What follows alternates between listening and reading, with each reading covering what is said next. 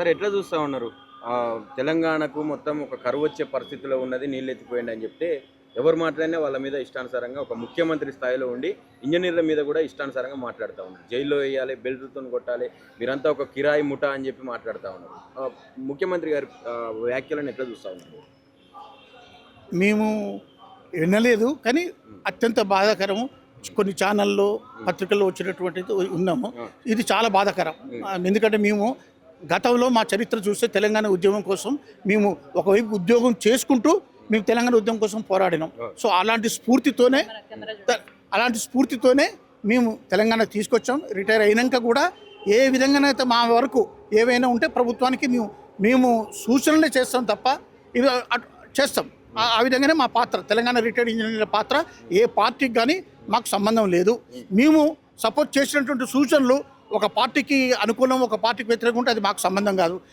మా దృష్టి అంతా తెలంగాణ, మా దృష్టి అంతా తెలంగాణ ప్రజలు, మా దృష్టి అంతా తెలంగాణ రైతులు, ఇదే ఉంటుంది. సో అందులో భాగంగానే మేము 23 తర్వాత 24 కానీ 25 కానీ మేము దీని మీద ఏమీ ప్రతిస్పందించలేదు. ఇది అయినాక, ఎందుకంటే ఇప్పుడు ప్రత్యేక కరువు పరిస్థితి మీరు అన్నారు కదా, కరువు పరిస్థితి ఏర్పడ్డది. ఎల్నినో శాస్త్రజ్ఞులు చెప్తున్నది ఏంటంటే చాలా దారుణమైన పరిస్థితి రాబోతున్నాయి. 40% కంటే తక్కువ వచ్చింది. ఏ రిజర్వాయర్లు కూడా నీళ్ళు లేవు. మీరు చూడండి, మనం ఇప్పుడు హైదరాబాద్కు మనం ఈరోజు మనం నీళ్లు తాగుతున్నామంటే మనకు ఉన్నటువంటి ఎల్లంపల్లి, అక్కడ నాగార్జున సాగర్ నుంచి నీళ్ళు వస్తుంటాయి. సో ఈ ఎల్లంపల్లిలో ఆల్రెడీగా మినిమం డాడౌన్ కాదుగా డెడ్ స్టోరేజ్ పడిపోయింది. మిడ్ మనార్ డెడ్ స్టోరేజ్ పడిపోయింది.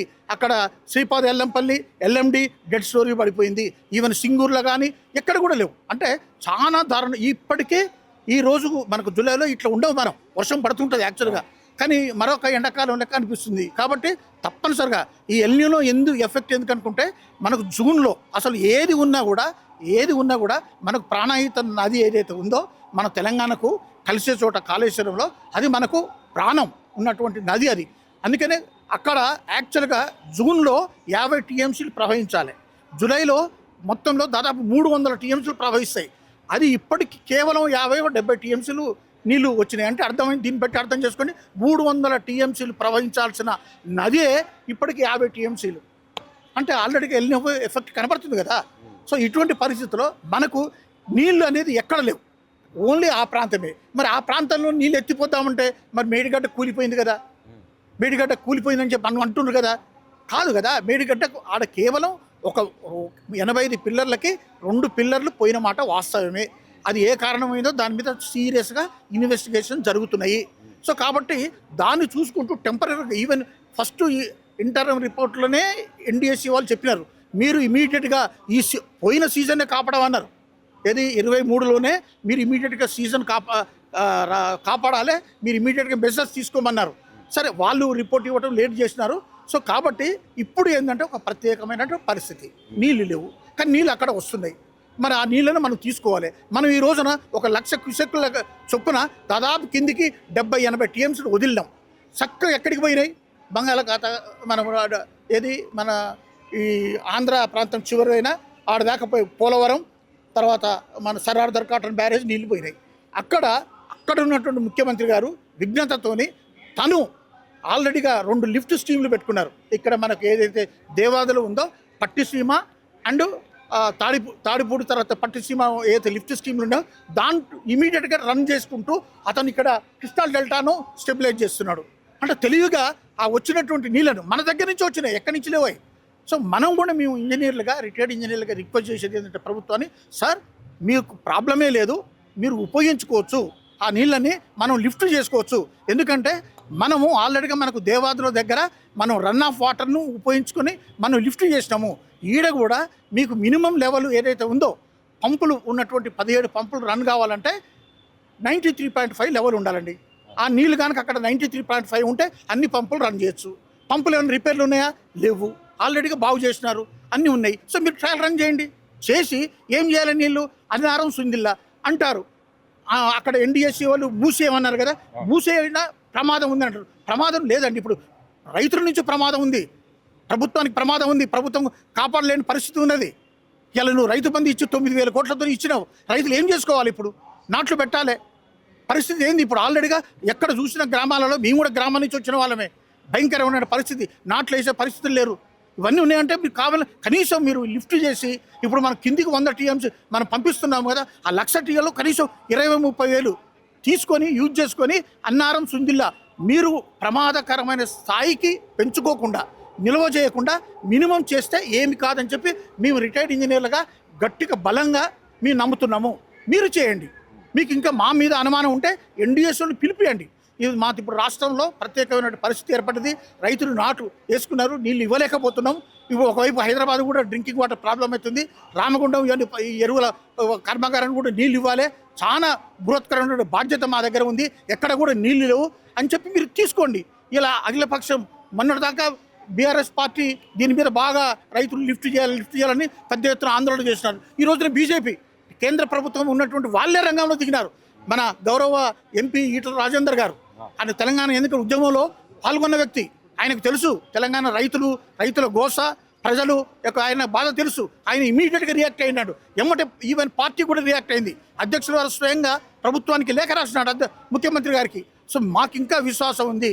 ముఖ్యమంత్రి గారు ఇమీడియట్గా అన్ని ఇప్పుడు ఈ రోజున చూడండి, సిపిఎం ఒకప్పుడు ఎమ్మెల్యే నాయకుడు ఆయన కూడా లిఫ్ట్ చేయాలని చెప్తున్నారు. సో అందరూ చెప్తున్నారు. సో కాబట్టి ఇటు ప్రజలు కోరుకుంటున్నారు, ఇంజనీర్లు కోరుకుంటున్నారు, మేధావులు కోరుకుంటున్నారు, అందరు ప్రజలు కోరుకుంటున్నారు. కాబట్టి మీరు బేషజాలకు పోకుండా మమ్మల్ని తిట్టినా పర్వాలేదు, ఆఖరికి మమ్మల్ని జైల్లో పెట్టినా పర్వాలేదు, మాకు ఏమి బాధ లేదు. కానీ రైతులను మాత్రం మా దాంట్లో కన్నీళ్ళు మీరు చూస్తే మాకేం బాధ లేదు, మేమేం బాధపడం. కానీ రైతుల కన్నీళ్ళు మాత్రం చూడకూడదని చెప్పి నేను ముఖ్యమంత్రి గారిని వేడుకుంటున్నా. భద్రాచలం కొట్టుకపోయే పరిస్థితి వస్తుంది, వీళ్ళకి తెలియదు అని చెప్పి ఒక ముఖ్యమంత్రి మాట్లాడుతూ ఉన్నారు. ఇప్పుడు నేను ఆ సమాధానం మీకే చెప్తా.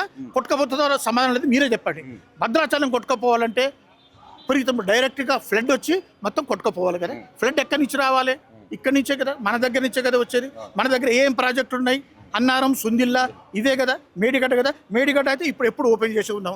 మీకు ఇక్కడ ఉన్నది ఓన్లీ 2 ప్రాజెక్టులు. మీ ఈ 2 ప్రాజెక్టులను నింపమంటున్నాం. ఓన్లీ 8 టీఎంసీలను నింపమంటున్నాం. ఆ 8 నింపినాక ఇంకెక్కడండి నీళ్ళు? ఎక్కడండి? భద్రాచలం తాకే ఎంత పోతుందండి? అన్ని కలిపితే కూడా 10 టీఎంసీలు లేవు కదా. అలా లేక 2 ఫుల్ అనుకుందాం, మనం గేట్లు పెట్టినాం అనుకుందాం. ఏం కాదని చెప్పి ధైర్య సాహసం చేసి ముఖ్యమంత్రి గారు ఫుల్ కెపాసిటీకి నింపిండి అనుకోండి, ఎంత అవుతుంది? 19 టీఎంసీలే. 19 టీఎంసీ ఆడ ఎట్లాగ మేడిగడ్డ ఓపెన్ ఉంది కదా. ఈ 20 టీఎంసీలు పోతే ఏమవుతుందండి భద్రాచలానికి? ఈవెన్ రాముడు పాదాలు కూడా టచ్ కావు నీళ్ళు. మీరు 200 టీఎంసీలే మన 2022లో పంపించినాం. మన దగ్గర నుంచి 200 టీఎంసీలు పోయినాయి. ఏమైనా అయిందండి? మీరే చెప్పండి సమాధానం. ఏమి కాదు. మరి ఏ సందర్భంలో అన్నారో కాదు, కానీ బహుశా ప్రమాదం ఏంటంటే ఉంటే మనకు పోలవరం నుంచి ఉంటుంది. రాముని పాదాలు కానీ రాముని కానీ డేంజరు పోలవరం నుంచి ఉంది తప్ప మనకు లేదు. మన వల్ల కాదు. మనం ఇంకా మన ఈ ప్రాజెక్టు కనుక సేఫ్ ఉంటే ఆంధ్ర సోదరులు ఇంకా ఇక ఎవరైతే ఉన్నారో కింద రాజమండ్రి వాళ్ళు హాయిగా నిద్రించవచ్చు. ఎందుకంటే ఆంధ్ర ఇంజనీర్లే సూచించారు, రేపు ఫ్యూచర్లో పోలవరంకి ఏదన్నా అయితే ఎలాంటి ప్రమాదం రాకుండా ఉండాలంటే తెలంగాణలో కొన్ని బ్యారేజీలు కట్టాలని వాళ్ళే సలహా ఇచ్చినారు. ఒక 4-5 బ్యారేజీలు కట్టాలని. అదే గత ప్రభుత్వం చేసింది. 5 బ్యారేజీలు, ఇప్పుడు 7 బ్యారేజీలు కట్టాం. గతంలో ఓన్లీ ఎస్ఆర్ఎస్పి తర్వాత ఓన్లీ ఎక్కడ ఉండే శ్రీపాద ఎల్లంపల్లి 160 కిలోమీటర్ల తర్వాత మళ్ళీ ఎక్కడ లేదు. అంటే 700 కిలోమీటర్ల గోదావరి అక్కడ ఉంది తప్ప లేదు. కానీ మనం తెలంగాణ తెచ్చుకున్నాక మన గోదావరిలో 968 టీఎంసీల నీళ్లు ఉన్నాయి కాబట్టి దాన్ని ఫుల్ యూటిలైజ్ చేసుకోవాలని గత కేసీఆర్ గారు వార్ ఫుడ్ బేసిస్ మీద మొత్తం ప్రాజెక్టులు కట్టినారు. ఈ రోజున ఆ ఒక్క ప్రాజెక్టు దగ్గర గింతంత ప్రాబ్లం వచ్చింది. ఇంకా ఎంతో ఉన్నది కదా, అన్ని ప్రాజెక్టులు మనం నింపుకోవచ్చు కదా. దయచేసి ఏది చేసినా ఇప్పుడు చర్య చేస్తే ఆ క్రెడిట్ కానీ ఏదైనా సరే గౌరవం కానీ అప్రతిష్ట కానీ ప్రభుత్వం ముఖ్యమంత్రి మీదనే ఉంటుంది. ఈ రోజున మీరు కనుక కష్టపడి కనుక అది కనుక చేస్తే ఆ పేరు మీకే నిలబడతారని చెప్పి ఖచ్చితంగా చెప్తున్నా. ఎందుకంటే ఒకప్పుడు నవాబు గారు మన హిమాయత్ సాగర్ హైదరాబాద్ కొట్టుకపోతే మనం ఎక్కడో ఉన్నటువంటి ఫారెన్లో ఉన్నటువంటి మోక్షగుండ విశ్వేశ్వరయ్య గారిని వైర్లెస్ మెసేజ్ పెట్టి పిలిపించుకొని సలహా తీసుకున్నారు.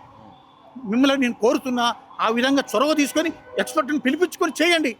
మీకు ప్రజల పార్టీల నుంచి వ్యతిరేకత కాకుండా అఖిలపక్షం మీటింగ్ పెట్టండి, ఇంజనీర్తో మీటింగ్ పెట్టి మీరు అనుకుంటే ఇప్పుడు మీరు ఎస్ఎల్బిసి చేస్తున్నారు కదా, వాటర్ ఫుడ్ కొంత మేరకు వర్క్ నడుస్తుంది కదా, ఆ విధంగా ఇక్కడ టేకప్ చేయండి. ఇక్కడ నీళ్లు ఉన్నాయి, ఇంకా మనకు ఇంకా నీళ్లు దొరుకుతాయి. మనకు ఆగస్టు దాకా no problem, Pranahita river flow అవుతుంది. ఎలినియో ఎంత వచ్చినా కూడా 1600 నుంచి నువ్వు 500 టీఎంసీ వచ్చినా మనం ఒక 200 టీఎంసీ కనుక లిఫ్ట్ చేసుకోగలిగినా చాలు. మన కానీ ఆ తెలంగాణ పరిస్థితులు ప్రజలు లేదు సార్ ఇప్పుడు. చేస్తారు ఇంకా మాకైతే విశ్వాసం ఉంది. చూద్దాం ఎట్ ఇస్ హోప్. మీకు ఇప్పుడు క్లారిటీ అయింది కదా మీకు. భద్రాచలానికి ఏం కాదు, పక్క ఉన్న గ్రామాలకు ఏమి కాదు, ఏమైనా కూడా ఏం కాదు.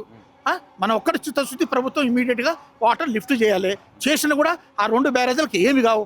ఆల్రెడీగా గ్రౌటింగ్ అయిపోయింది. ఈవెన్ ఎన్డీఎస్సీ వాళ్ళు కూడా వాళ్ళ రిపోర్ట్లో గ్రౌటింగ్ డన్ అన్నారు. ఇంకొక మీకు ముఖ్యమైన విషయం చెప్తా.